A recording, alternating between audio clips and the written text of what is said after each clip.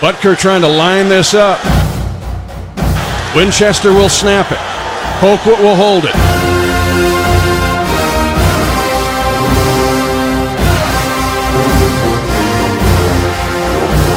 20-20 tie. High snap, pulled down.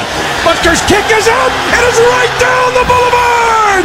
It's good. And the Chiefs take a 23-20 lead with 4 seconds left in regulation. And Harrison Butker kicks some, you know what?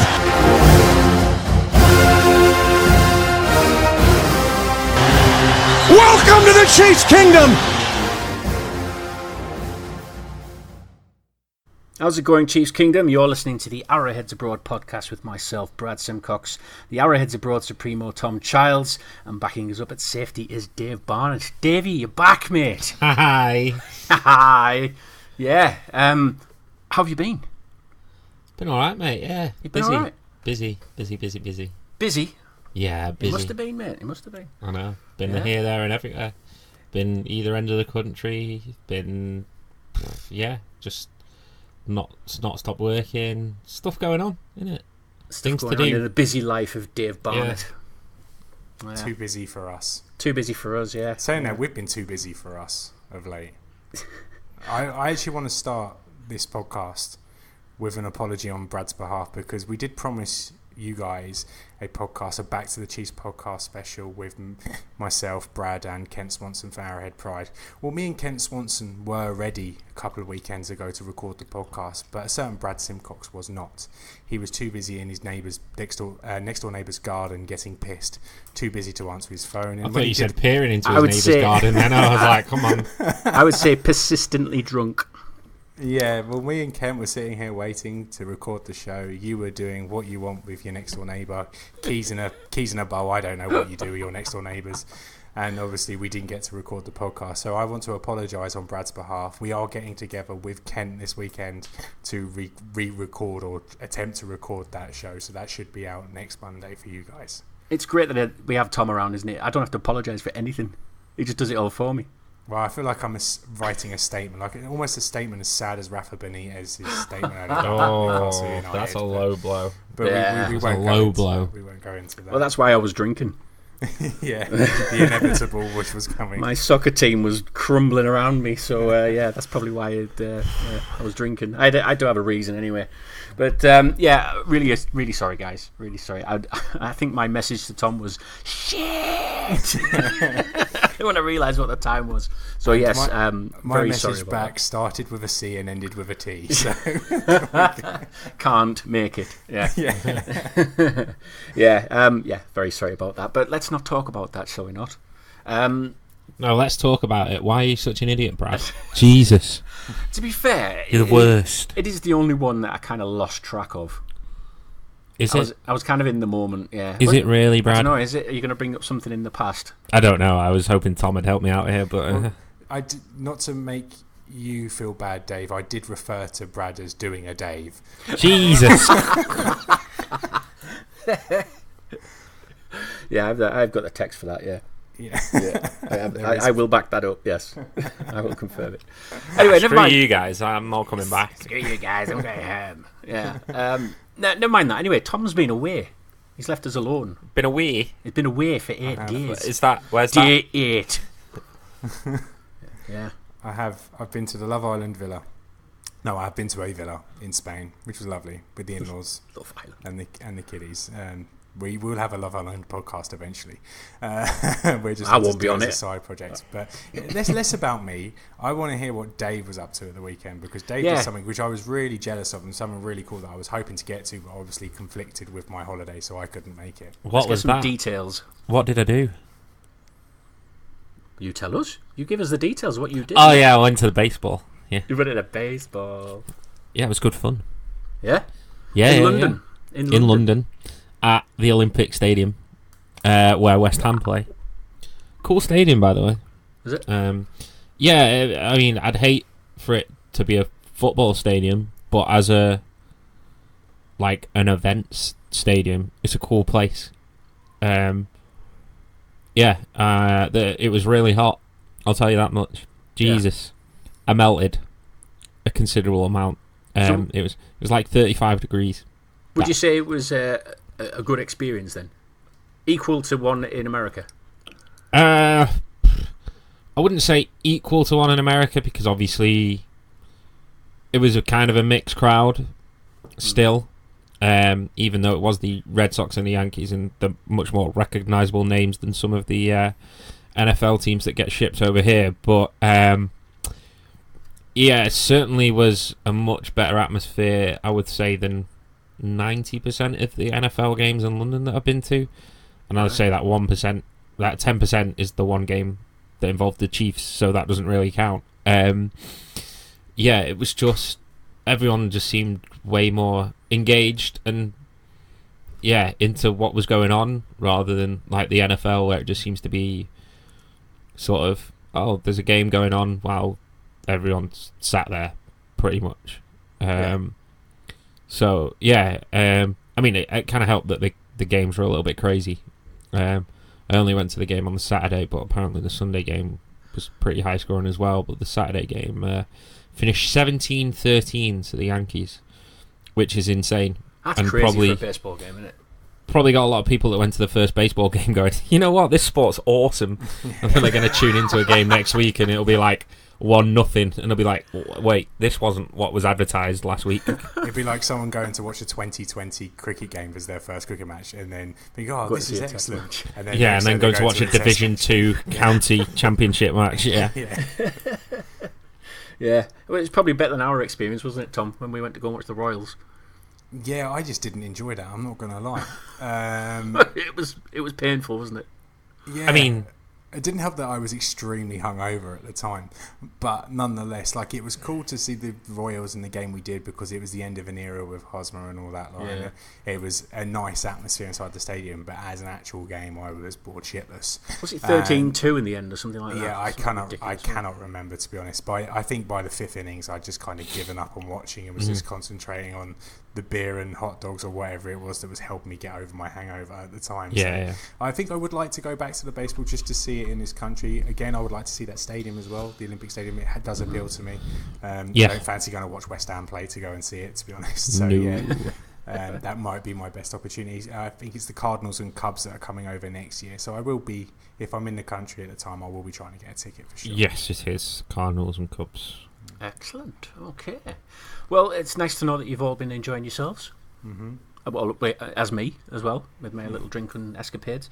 But let's get on to football, shall we?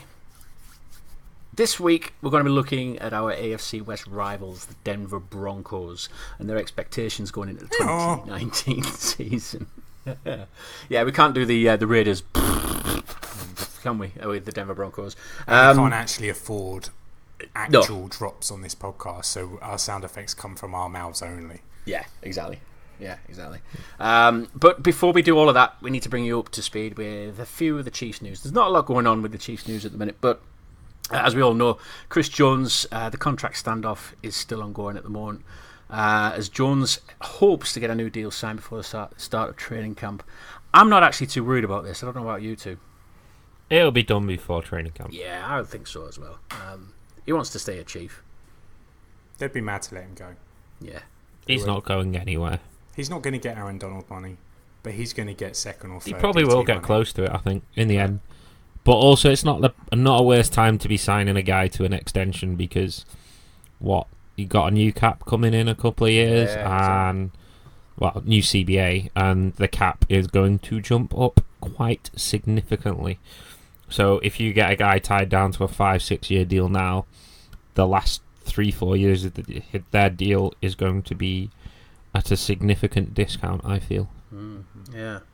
Well, the other person who is rumoured at the moment to possibly get an extension to his contract is Tyreek Hill. Tyreek Hill's been visited by the NFL league officials. Met with Hill and his legal team on Wednesday last week in an 8-hour meeting. Jesus, I looked a bit of a fly on the wall on that.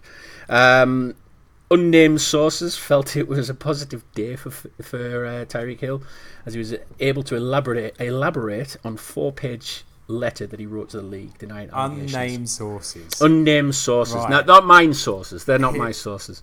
It's just Here what we I've go. just what I've picked up. You know. It's bullshit season in the NFL, isn't it?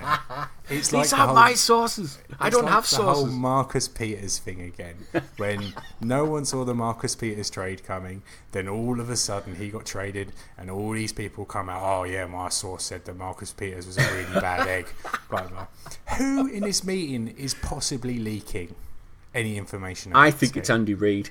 It's like, let's be honest. Tyreek Hill's going to be in that meeting. His lawyer, his agent. And then the Probably league a officials. Chiefs representative Chiefs as well. rep and a league official. Might be the kit guy. Who out of those 6 or 7 people are going to leak anything? How does anyone know that it was a positive meeting? But you see, the thing is, there might be some people listening at the door. You just don't Depends know. what angle someone's trying to work, basically. The team. And there's always people leaking stuff in the NFL. It happens all the time. But I say I wouldn't be shocked to see a Hill contract extension at this point, because it's basically the reverse of strike while the iron's hot. Yeah. As in, Buy cheap. basically buy low, pretty much. You know, he's not going to get the ridiculous contract that you would have got in maybe 6 months ago. Yeah. And if you don't sign him up now, if he goes off and has another crazy year, and then obviously nothing comes of this, or it's a 2 to 4 game suspension that has been potentially rumoured, comes back, plays well, he's going to get a bigger contract at the end of that, or demand a bigger contract at the end of that. Mm-hmm. So now just seems like the perfect time to strike, get an extension done, and let it fly under the radar a little bit, and also get him on a cheap a little bit. Do you think that's why they've held off signing Jones at the minute, extending him? No, you can work on multiple deals at once. I just think the Jones thing will work itself out in time. You know, as the case with a lot of these things, it'll get to a point where they'll meet in the middle somewhere. I think the sticking point with that seems to be the guaranteed money rather than the actual, average value per year. So, yeah, I don't think that'll be too far off. The Hill one will be interesting though, because you've got to remember with this Hill deal, it's probably going to be half of what he was going to get. Like, he was rumoured to be getting a 5-year, $20 million a year deal, become $100 million receiver. But obviously, that's not going to be happening now. So even if it does get halved, and the Chiefs still do offer this guy $50 million, the guarantees in this contract are going to be so low. He's going to have to earn all of his money, and obviously there's going to be a lot of different criteria there in terms of behaviour and what he can and can't do as well. So the Chiefs can work this to their own advantage rather, and I think Hill would be stupid to turn down any deal that's over like the $10 million a year mark, because I think the Chiefs have done the right thing by sticking by him. It's been proven, and I still think he will get rewarded financially, but I just don't think he'll get rewarded as well as he probably felt he deserved based on the last 3 years. But he's still only young. If he does sign a smaller contract, he can still be up for another big contract after this one expires, or after a couple of 2 or 3 years of good behaviour and excellent play. It's expected that he may get a suspension from this. We don't know how long by it, but it's safe to say, isn't it, that the Chiefs are probably waiting on how the long rumour that is suspension's gonna at be. most 4 games. Yeah, That's the rumour I've heard. Well, 4 games makes sense, because that's what Jimmy Smith got last year for the Ravens, and his offence was not too dissimilar from Hill in terms of the audio, with making threats to a girlfriend. So I think 4 games seems about right. I don't expect it to be any more after obviously the DA and the district police have all dropped their case against Tyreek Hill, and the hospital have already come out and said it was an accident, the breaking arm, so there's no proof there. So I think 2 to 4 games is fair. I think you're probably being a bit naive if you don't expect Tyreek Hill to get any ban whatsoever. yeah. And then a couple of days later, he signs an extension.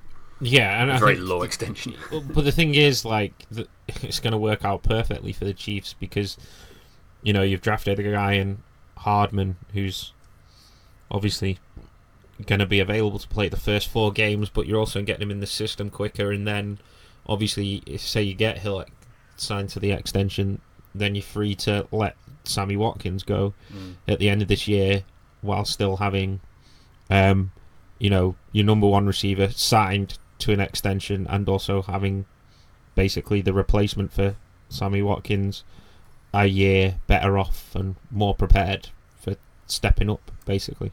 Yeah, sounds good. Okay. The other news is Travis Kelce was making a newlywed couple very happy on their special day. Have you seen the video to this? It's brilliant. It's classic, isn't it?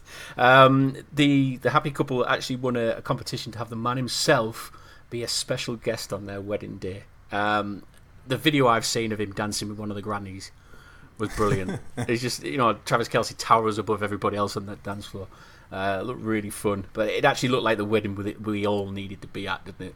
Just to enjoy the occasion with it. Travis Kelce just knows how to have fun, doesn't he? Really, he's handled this off-season so well, hasn't but he? It's one of those things. He's just like, he knows he's playing football for a living, and he's just making the most of it, and he's not like trying to be super serious or pretend it's something that he isn't or whatever. It's just, he's just out there having fun. And you know what, if I was earning $10 million a year playing football, why the hell not?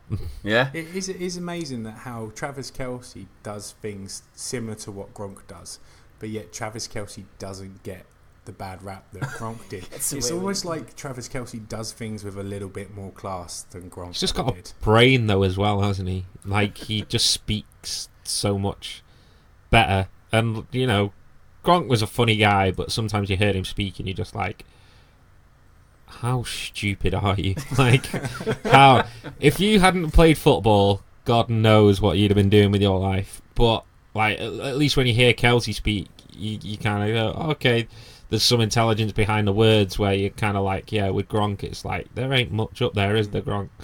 I don't know if you guys have listened to it, but the Peter Crouch podcast. He's a funny guy. The American listeners, Peter Crouch is a extremely lanky professional footballer over here in the UK that has an amazing personality, and he's a very likeable. Admittedly not the best looking of guys. No. Self-admitted as that as well. Yeah. And basically, this podcast has been like an off-season, mid-season series where he talks about his certain aspects of a footballer's career. There's been like 20-odd episodes, and it's done extremely well. Since I've listened to that podcast, I've always thought that Travis Kelce would be suited perfectly to something similar. Well, like a podcast, Similar style, similar format with Travis Kelce, maybe us, and just talking about his life and the football life. And I just think you could just get hours upon hours of great conversation out of Travis Kelce, and it would be an excellent listen. Some great stories. If you are listening, Travis, for some unknown reason, or someone's forwarded this on to you, slide into our DMs. You follow us on Twitter. We've talked before, and let's get this done. Let's get the Travis Kelce podcast by Arrowheads Abroad going next off season. You mean another drunk podcast? Is that what you're saying? 8 drunk podcasts. 8 drunk podcasts. Yeah, we've never done those before, have we? No. Which sports personality would you have attend your wedding? I think I know who Brad would pick. And in my mind, because Brad got married 20 years ago for me, I think Brad would have wanted prime Gaza at his wedding. Yes. You are so... You read my mind there. Yeah, prime Gaza. The stories that guy even tells these days. Yeah. I would have had Gaza without a doubt. I did actually think originally Alan Shearer, but I thought, no, he sounds boring. Prime Gaza. But Gaza would have been brilliant at a wedding. If you're having Gaza, I'm having Snoop Dogg.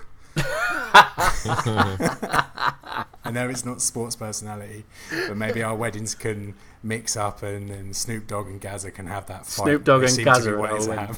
Yeah. Is Dave having one? Is Dave having a wedding? No, not planning on it. Planning on it, no. But if you had to have a wedding...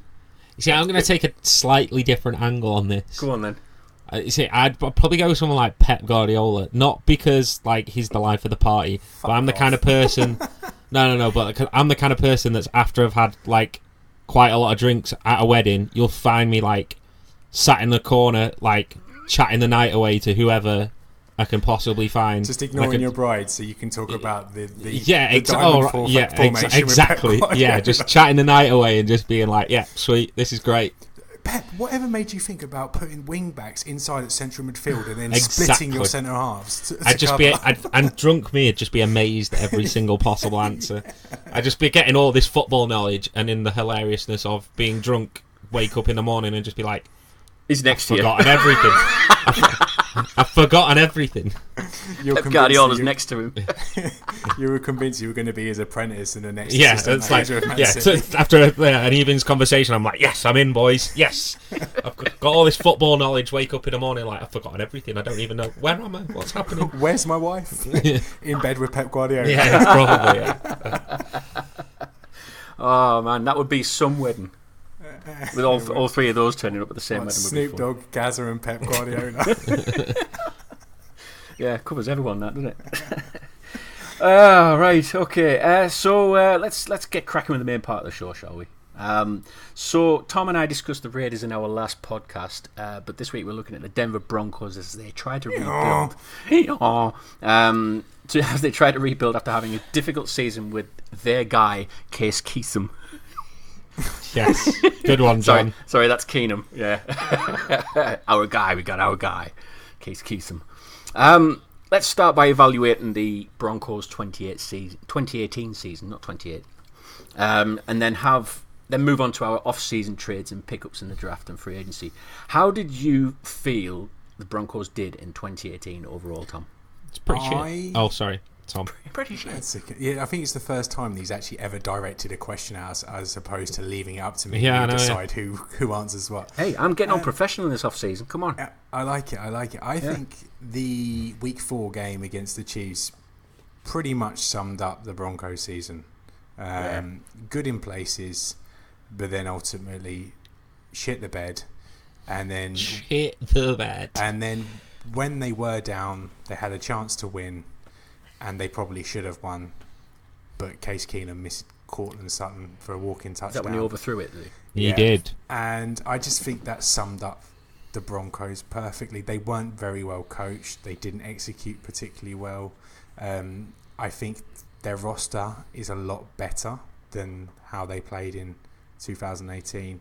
And I think they made the necessary off-season moves. But yeah, that's the way I feel about the 2018 Denver Broncos anyway. What do you think, Dave?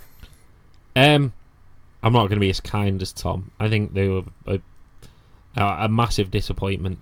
They made a lot of moves that they thought would sort of push them into contention again in the AFC West, and basically went in the opposite direction and were even worse last year than they were the year before. I think it all starts with the quarterback position. It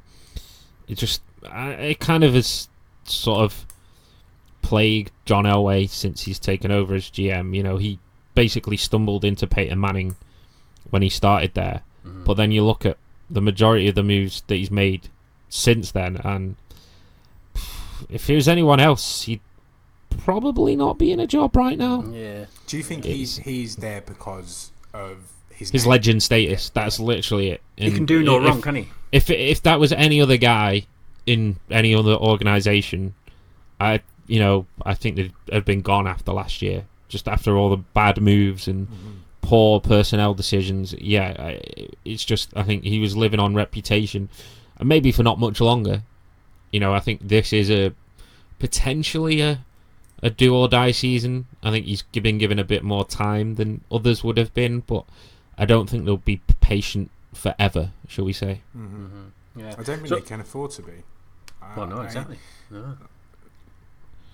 No, you don't want to be wasting like the prime of Von Miller.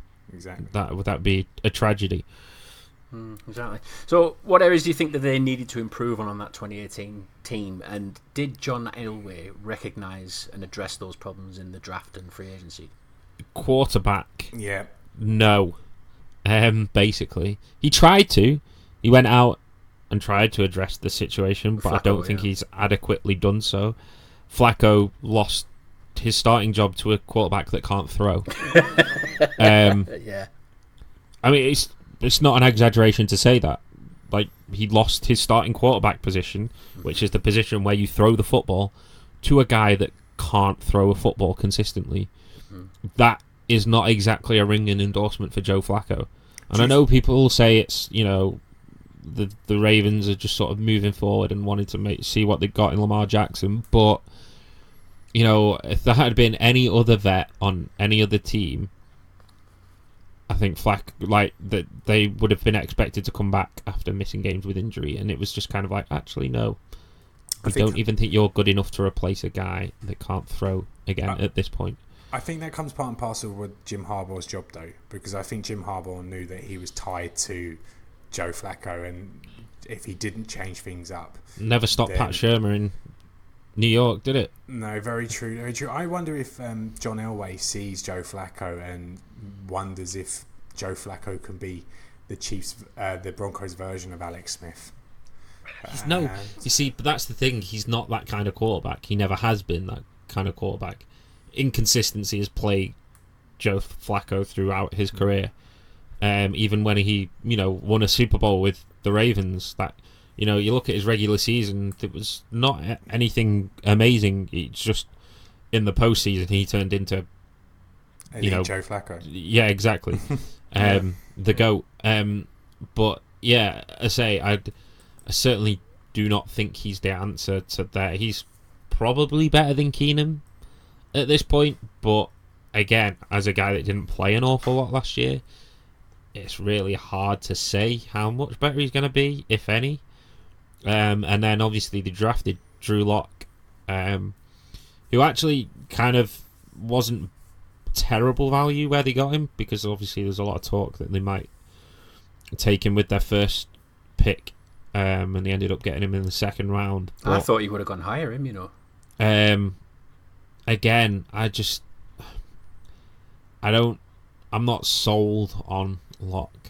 And obviously he's a developmental guy as well. He's not someone that's gonna come in and I think there's not going to be people clamouring for Locke to start after 3-4 games if Flacco comes has a bad start. I completely disagree then. I think in general football fans are less uneducated about college players, and they see the shiny new thing, and if Joe Flacco isn't turning it on and hasn't reversed the fortunes in the first few games, I think there will be calls for Drew Lock. Yeah, but that could be potentially hugely damaging for the Broncos. It could be, but I don't think people are that way with rookie quarterbacks. I think we've got to remember the Chiefs were in such a different situation to everyone else, where we had a sturdy, stable quarterback in position where we could sit there and let Mahomes grow. Like, very few teams do that. Like, very few fan bases have patience when it comes to rookie quarterbacks. Now, these days it is the norms to plug and play a rookie quarterback, and I think if Joe Flacco isn't performing after the first few games, I think there will be calls for Drew Lock. Do you think it'd be similar to how Baker Mayfield came into the league? First 3-4 games, whatever it was, and then they threw him in, didn't they? I can see similarities. Obviously, Baker Mayfield, there would be more calls because he was the number 1 overall pick, where Drew Lock is obviously a second rounder. But at the end of the day, he is new, and the Broncos have got a reasonably tough start to their season. They go away to the Raiders, then they host the Bears, they go to Green Bay, and then they host the Jaguars. So you're looking at 2 teams there that are going to have excellent defenses, and then 2 other teams that should have good offenses. So it could be a tough start for the Broncos. And if Joe Flacco plays like he did last year for the Ravens, then they could be in all sorts of trouble, and you could just see Vic Fangio turn to his young quarterback and let him blood himself in with all the new first and second years talent that have got the skill positions. Yeah, they don't. What the Broncos need to be careful of is not falling into that trap, because there's already a lot of them kind of hoping that he's going to be this Drew Lock's going to be the next Patrick Mahomes, don't they? They see that he's got a good arm on him and all that, and you don't want the Broncos, or we want the Broncos, falling into that trap to throw him in early. But it just feels like the Broncos fans will get on the back of Flacco if like you said, if the first 4 games don't go as planned. Then I agree with you. I think they'll start putting the pressure on putting this shiny new thing in there without any bedding in at all, and it's just going to fall down around them. You touched on something there that what we as Chiefs fans we've got to get used to. The yearly comparisons to Patrick Mahomes. Like we always saw with the yearly comparisons to Jamal Charles with running backs. I remember when Melvin Gordon come out of college and it was constant Jamal Charles this, Jamal Charles that, Jamal Charles this. And I think every year now we're going to get any big-armed quarterback that comes out of college is going to be compared to Patrick Mahomes, which is just unreasonable. And if you're a Broncos fan, for some stupid reason, listening to this podcast and you're wondering if Drew Lock can become the next Patrick Mahomes, then you are going to be disappointed. Got to be disappointed. Well, the other draft prospect that they got was Noah Fant. That he was their first round selection, 20th overall. Do you think Flacco can actually find form again with a big tight end like Fant? Yes, I do. Because, if you go back a few years, okay, he's been injured for a while now, but Joe Flacco had an incredible connection with Dennis Pitta when he was playing. And one of the most underrated players I think we've seen in this league, by the way, Dennis Pitta. And I feel sorry for the guy, the fact that he's been injured for so much of his career. But yeah, he always looked like he was going for his tight ends. It seems like down the middle of the field and the seam routes are the ones that best suit to Joe Flacco's passing ability. So I expect to see a big role for Noah Fant at tight end. I to be honest, I kind of like the Broncos skill position players full stop. They've got Cortland Sutton and Emmanuel Sanders, scumbag, on the outside, and then they've got Noah Fant tight end, and obviously they've got their stable of running backs led by Philip Lindsay. Yeah. Well, that actually leads me on to the next thing as well. Philip Lindsay recorded the second most rushing yards, 1,037, by an undrafted rookie in the Super Bowl era, but was ranked 23rd best by Maurice Jones-Drew. I mean, can Maurice Jones-Drew actually say that about Philip Lindsay? I mean, he looked like the biggest threat on the Broncos last year, don't you think, Dave? Yeah, I certainly would probably rank him a little bit higher than that, but it's also, we've seen it before where guys will have, impressive first seasons at the running back position and drop off. I think Lindsay was used sparingly last year to his advantage, because with a guy with his frame, I think he probably would struggle to carry the ball 25, 30 times a game consistently. There's a difference between having to do it once or twice a season, but to be consistently asked to carry the ball a lot more, I think it would be difficult. But I certainly think he's better rated than that, and obviously to his advantage, he's not going to be asked to do that because they've obviously got 2 or 3 backs there that they like. So yeah, it'll be certainly interesting. Obviously, again, it's one of those where I look at that Broncos and it's going to be, I think probably their offensive line play is going to determine the success of their offense, and if they can be better than last year. Obviously the quarterback play is important, but you have to protect the quarterback, and that's something they didn't do with Keenum last year. And it'd be interesting to see if they can improve on that this year. Yeah, they picked up an O-lineman, didn't they, in the second round, was it? Forgotten his name now. Yes. I can't. Wasn't it? Yeah. I forgot his bloody name. I say, you expect guys that, especially like interior linemen that get drafted that high, you expect them to come in and pretty much be plugged in straight off. And based on how bad their interior line play was last year, you'd expect that would be the case. So yeah, it'd be interesting to see, and I do expect them to be better and more competitive, but I still just look at, and I obviously keep harping back to this, but I still look at the quarterback position because of the way the league is now. It's an offensive league, and I don't think if you can not consistently keep up with the high-powered offenses in the league, you're going to struggle. Yeah. Just a quick word on Philip Lindsay. Can he join elite list of running backs that went undrafted and went on to have excellent NFL careers? Because it does seem like undrafted free agents have more success at running back than a lot of other positions, because of the nature of position, like Priest Holmes, Aaron Foster, Willie Parker. Yeah, it's all guys devalued, especially even more now, because guys are obviously devalued now compared to, even 15 years ago. The running back position's nowhere near as valuable as it was previously. Yeah. The other essential player that we seem to be missing on this is Chris Harris Jr. He's signed an extension as well, didn't he? Which, when you start looking at this Broncos team now, you start thinking, do you know what? There is some weapons there, especially on both sides of the ball. Yeah, it's just whether it can all come together. Because, as I say, you looked at that roster last year, and you certainly should not have been as bad as they were. And obviously being, on Vic Fangio's head to see if he can bring it all together and to be more successful. I think obviously the defense will be better. Just purely because of Fangio's presence. What he did with the Bears defense last year, they were pretty formidable. You could argue that the Denver probably has slightly more defensive talent, man for man, than the Bears, and the Bears were the number one. It's close. It's pretty. I'd say it's pretty even, probably. But even I think if some it of is that Bears even, defense, that is a scary four. But obviously it's a little bit more difficult when you're head coach because you've got other duties to balance it out. As it's not, you're not just focusing solely on the defense at that point. But I certainly expect them to be better on defense. Offense will be interesting because, as I say, it's all going to depend on that. Probably quarterback, offensive line play. They'll be able to run the ball to an extent, but if you get behind in games, are you going to be able to keep up with teams? Chris Harris Jr. actually come out at the weekend and said that sprint competition they had at the weekend, which Marquise Goodwin won, would have comfortably been won by Tyreek Hill. He said he's lined up on both of them, and Tyreek Hill is the fastest player in the league. Really? That's actually good. I mean, praise, that's not that shocking, to be perfectly honest. A guy that would have finished 8th in the Olympics, there ain't many guys in the world faster than him. So, looking at the Chiefs' new defensive scheme, do you feel that the Broncos' offense, like it is now, can overcome it?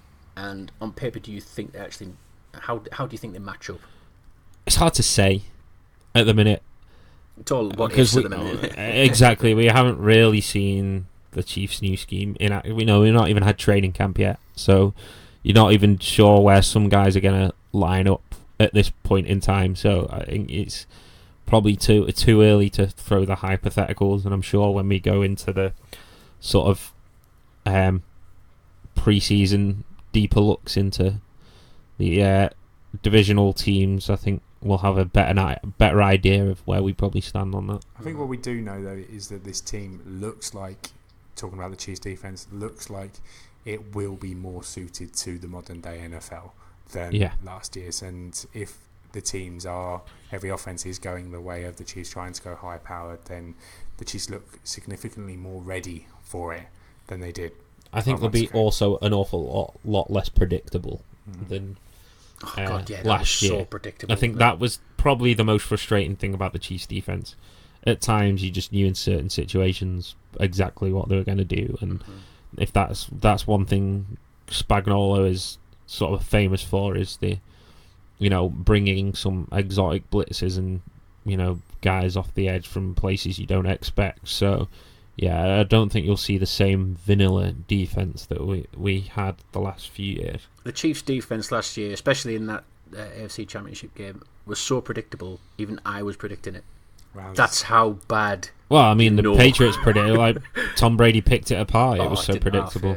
I mean, Edelman was open all the time, and it was just it was terrible. But let's not go over old wounds showing up.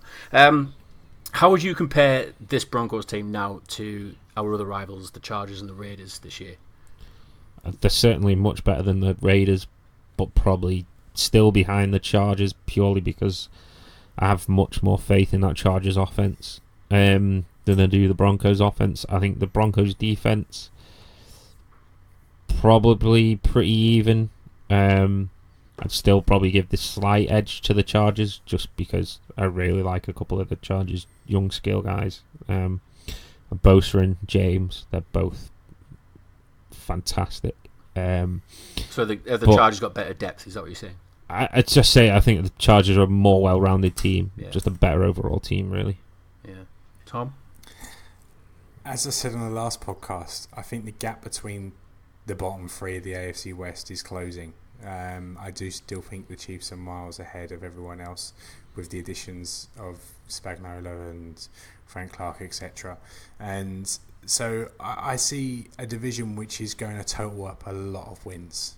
Like I've actually made a bet with a friend of mine that the AFC West will have more wins than any other division in total in football. And last year they ranked second behind the AFC South. And so I think the Broncos are a solid 7 to 9 win team. Just maybe on the outside looking in at the playoffs, but I do think they are a good team. And after looking into them today, I probably wasn't giving them enough credit when we sat here and ranked them a few weeks ago. Now that I've actually done a bit of homework and looked into it, I was overlooking them as well a bit. They are slightly more scary than I thought they were, and I wouldn't be as confident as I was a few weeks ago about the Chiefs playing them in prime time again in Mile High. Well, I'm wiping the floor with them. Mm-hmm. All right. Oh, well, that's good that you got those. We got those thoughts from you guys. Apparently, we're actually giving away a special prize as well this week. Mm-hmm. All right, Tom. Yeah, for you gold members. Mm-hmm. You gold members. Mm-hmm. Get my sass on. I'll never do that again. Yeah, please Don't do that, please. hated every second of it. That's what my missus says to me. Anyways. Oh, God, it's getting worse. And yet she still gave you 2 children. They're too cute to be mine. Anyways, let's move on. I did a draw. I done a draw. I'd done a draw. Oh, I speak proper good England. he's been watching too much Love Island, I tell you. It is what it is. I've Brad won't get that reference, but yeah. I've partaked in a draw. Can't talk. You're partaking in a draw? I've got some names in a hat. I'm going to pick some. Here's some winners. I got a text. Right. You're throwing him off now. I hate you guys. Anyways, Mate, this is all your own fault. This is. Why do I do this to myself? I might just retire. What's the prize, Tom? Come on, what's the prize, mate? The prize is a Patrick Mahomes Chiefs jersey, home jersey, for one of our gold members. I've already done the draw. Not signed. Not signed. Good. That's fine. This is for you to wear at your leisure. Okay. And the winner was Chris Wormsley. Chris Wormsley won. Chris Wormsley won our Mahomes jersey. Chris, who come to our meet last year in Newcastle. Oh, yes, Chris. Top guy. Wore an outrageous shirt. Looks like Alex Smith. Yes, looks like Alex Smith. Smith. That's the one. Yeah. That's going to be fun, isn't it? Alex Smith wearing a Mahomes jersey. Yeah. But, yeah, well done, Chris. You've won a jersey. I'll be in contact, and we'll get that sorted for you. We'll get that ordered and delivered to yourself. You've done a video for it as well. I have, yeah. If people want you're going to say there, aren't you? Yeah. Excellent. Well, congratulations, Chris. Well done. I think, is that all of the prizes now for the gold members? No, we've got a couple small prizes to give away, but we're pretty much there now. Yeah, so we'll probably give them around about training camp time. Yeah, why not? Pre-season, something like that. Yeah, why not? Excellent. All right. Well, those are our thoughts on the Arrowheads Abroad podcast. Let us know your thoughts by heading over to the Arrowheads Abroad Facebook page and Twitter page at KCChiefs_UK. Plus, if you wouldn't mind, just be kind and leave us a nice 5-star review on iTunes. That would be really awesome. Really help us out, guys. Cheers. Thanks. I'm not really a begging man, but please. Like, they genuinely do help us, by the way. Like, they help. What, begging? Yeah. They help us go up the rankings. So when people are searching for new Chiefs podcast to listen to, the more 5-star reviews we have, the more people we get out there, and people will get to hear our lovely voices. Yeah, and that means the more people that listen, the more shows that we do, and the more people get to hear Tom speak good. Speak good proper. Yeah. Speak proper English. All right, so we bring back Owen next week. You're dead sack now, is he? Yeah. So from one kingdom to another, we'll speak to you again soon.